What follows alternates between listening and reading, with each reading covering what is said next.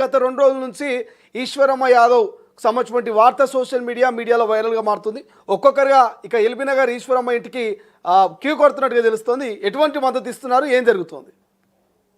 శ్రీశైలం, మనము దాదాపుగా యూత్ కాంగ్రెస్ అధ్యక్షుడుగా ఉన్నటువంటి జక్కిడి శివచరణ్ రెడ్డి, అలాగే కాంగ్రెస్ పార్టీ నేత అయినటువంటి జక్కిడి శివచరణ్ రెడ్డి తండ్రి ఇద్దరికి సంబంధించినటువంటి ఆడియోలు బయటకు వచ్చినటువంటి ఈ సందర్భంలో ఇది కాస్త ఇటు యాదవ్ అలాగే బీసీ ఎస్సీ ఎస్టీ వర్సెస్ రెడ్డిగా మారినటువంటి సందర్భాన్ని అయితే మనం చూస్తా ఉన్నాం.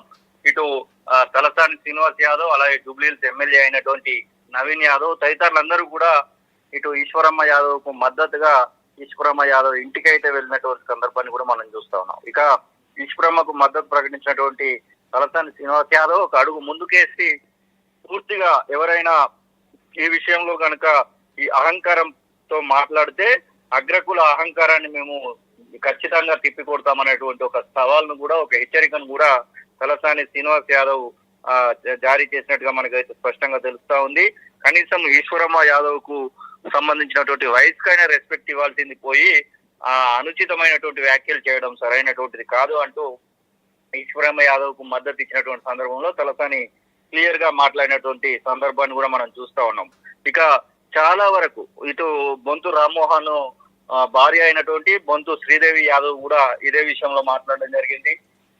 మొత్తం యాదవ సామాజిక వర్గం మొత్తం కూడా ఒకటైనట్టుగా స్పష్టంగా తెలుస్తా ఉంది. శ్రీశైలం, ఇటు జక్కిడి శివచరణ్ రెడ్డి వ్యాఖ్యలు, జక్కిడి ప్రభాకర్ రెడ్డి వ్యాఖ్యలు తీవ్రంగా పరిగణలోకి తీసుకుంటూనే పార్టీలకు అతీతంగా ఈశ్వరమ్మ యాదవ్ కు మద్దతు అయితే లభిస్తుందని చెప్పేసి మనకైతే స్పష్టంగా కనపడతా ఉంది. ఇప్పటికే శివచరణ్ రెడ్డికి నేషనల్ యూత్ కాంగ్రెస్ నుంచి కూడా కొంత నోటీసులు జారీ అయినాయి. ఏదైతే షోకాజ్ నోటీసులు ఒక చర్చ జరుగుతోంది. సో దీనికి సంబంధించిన అప్డేట్స్ ఏంటి?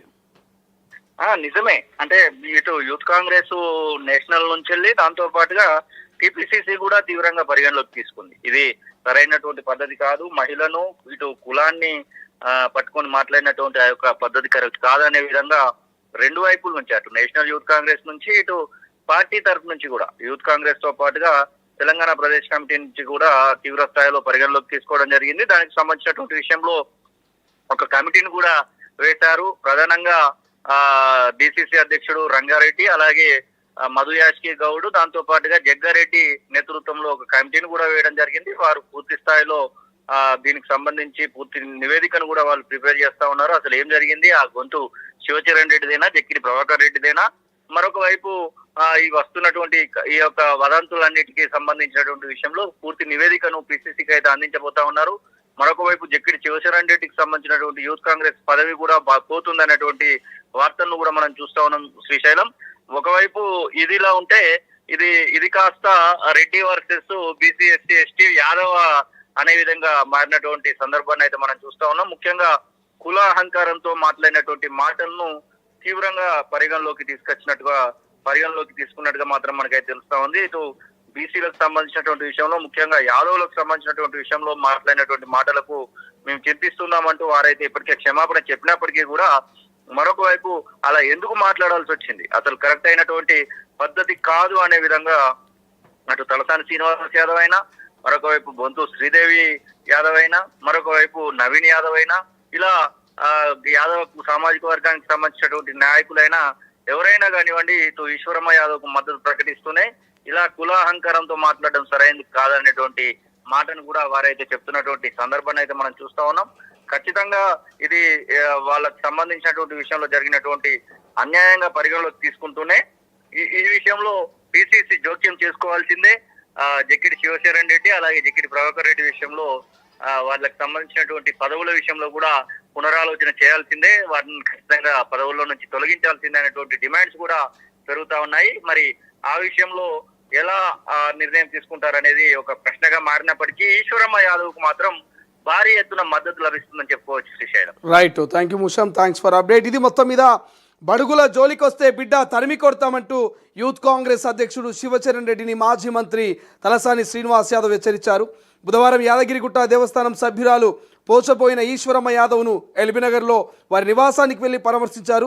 ఇటీవల శివచరణ్ రెడ్డి యాదవ సంఘాల నాయకులు ఈశ్వరమ్మను ఇక దుర్భాషలాడుతూ అనుచిత వ్యాఖ్యలు చేయడం పైన మరి తీవ్రంగా ఆయన మండిపడేది తెలుస్తోంది. అండ్ దాంతోపాటు అగ్రకుల అహంకారంతో నోటికొచ్చినట్లు మాట్లాడితే ఊరుకునేది లేదంటూ ఈశ్వరమ్మ ఒంటరిది కాదు, బీసీ ఎస్సీ ఎస్టీ మైనార్టీలంతా ఆమె వెంట ఉన్నారని స్పష్టం చేశారు. ఇక బడుగు బలహీన వర్గాల అణగారిన వర్గాల జోలికి వస్తే మా తడాక ఏంటో చూపిస్తామంటూ అన్ని వర్గాల ప్రజలకు సేవలు అందిస్తూ అనేక మంది మన్ననలు పొందిన ఈశ్వరమ్మను ఆమె వయసును చూడకుండా దుర్భాషలాడడం అహంకారం కాదంటూ ఇక మరి శివచరణ్ రెడ్డిని తలసాని శ్రీనివాస్ యాదవ్ హెచ్చరించినటువంటి పరిస్థితి మనకు కనిపిస్తుంది.